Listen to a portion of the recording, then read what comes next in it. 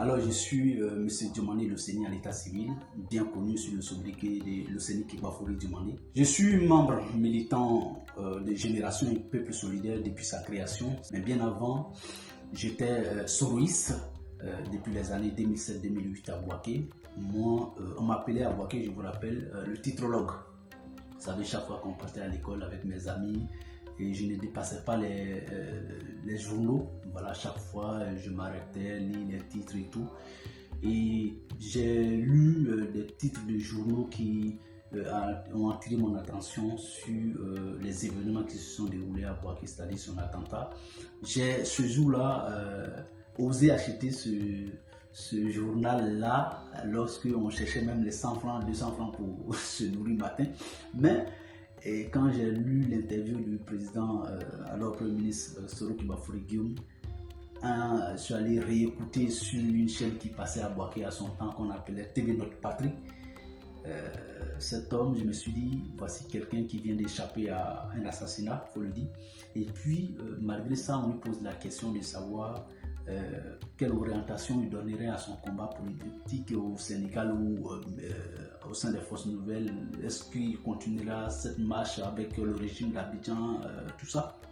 Il a dit que beaucoup d'Ivoiriens sont morts dans cette crise et que lui, sa vie n'était pas plus importante que les siennes, que leur vie. Et il dit que si lui, on doit le tuer pour que la Côte d'Ivoire retrouve la paix, il ne trouvera pas d'inconvénient en cela. Je me suis dit, voici quelqu'un avec qui on peut s'engager.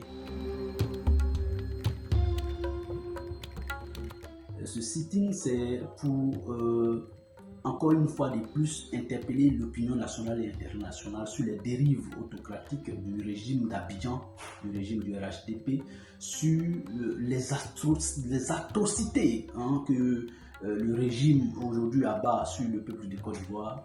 Et ça vient en point nommé. Vous voyez, nous sommes dans une période préélectorale, je dirais même électorale, parce que nous sommes à quelques mois déjà des élections présidentielles.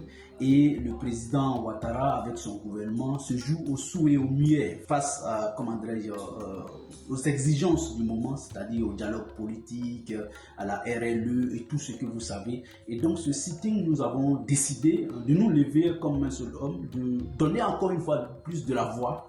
Tout ça, c'est pour interpeller l'opinion nationale et internationale, pour dire attention, attention, la Côte d'Ivoire est en train de glisser vers le pire, le chaos que nous ne souhaitons pas. C'est pourquoi d'ailleurs, quand on se lève pour alerter, ça veut dire qu'on ne souhaite pas que quelque chose de pire arrive à la Côte d'Ivoire. C'est pour ça qu'on se lève pour alerter. Donc ce sitting pour nous, c'est une sonnette d'alarme. Parce que ce sont ceux-mêmes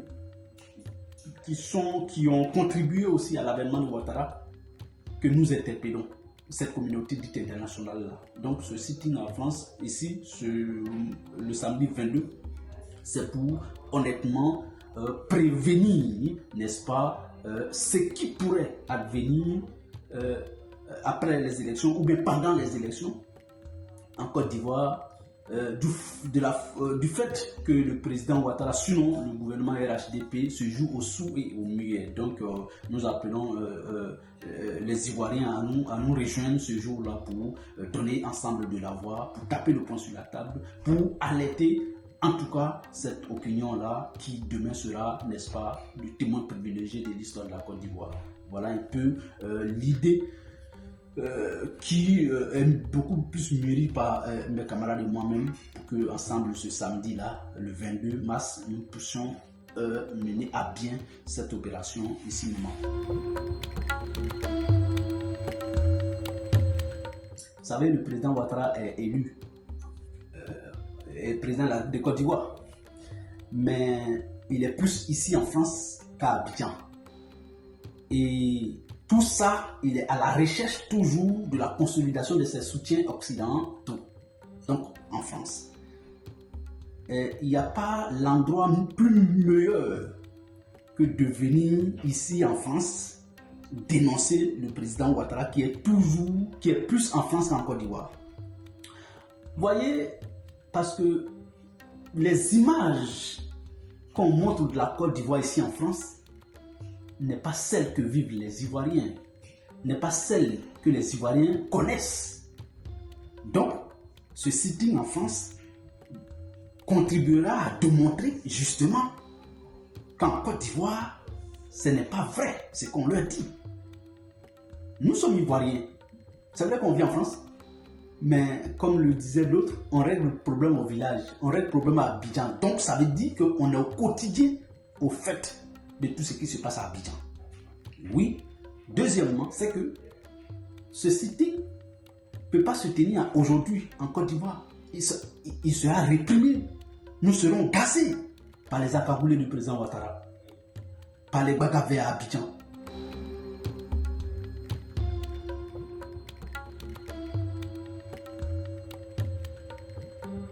Moi, je suis convaincu qu'elle n'aura même pas de limite tant que le peuple de Côte d'Ivoire assistera à cette répression. Tant que le peuple ne se lèvera pas, elle n'aura pas de limite. Ouattara ne va jamais. Rien ne peut arrêter Ouattara, même pas un dialogue. Ce qui peut arrêter Alassane Ouattara, justement, c'est la solidarité des peuples de Côte d'Ivoire. Peur des extraditions, vous avez pris l'exemple de Steve Biko qui était à Mauritanie, le cas Babo Kone récemment, qui, bon, attendez, moi, ça me rappelle une chose, on ne peut pas prier le ciel de nous faire venir la pluie et puis en même temps avoir peur de la boue. Ça n'a pas de sens. Non. Quand on prie la pluie, il faut avoir le courage d'affronter la boue. Et je lance un appel aux Ivoiriens. Que ceux qui estiment que c'est dans cette peur qu'on s'assortira, moi je dis jamais.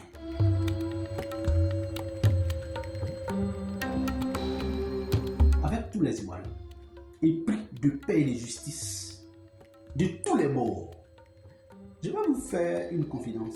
Les gens pensent que ce sont seulement ceux qui se réclament de l'opposition qui ne veulent plus d'Alassane Ouattara. Mais c'est faux. Mais c'est faux. Tous les Ivoiriens de tous les bords sont fatigués de la gouvernance d'Alassane Ouattara. Et donc, nous appelons tous les Ivoiriens épris de paix et de justice à nous rejoindre pour qu'ensemble, on dénonce Alassane Ouattara et son régime ici en France le samedi 22 mars 2025.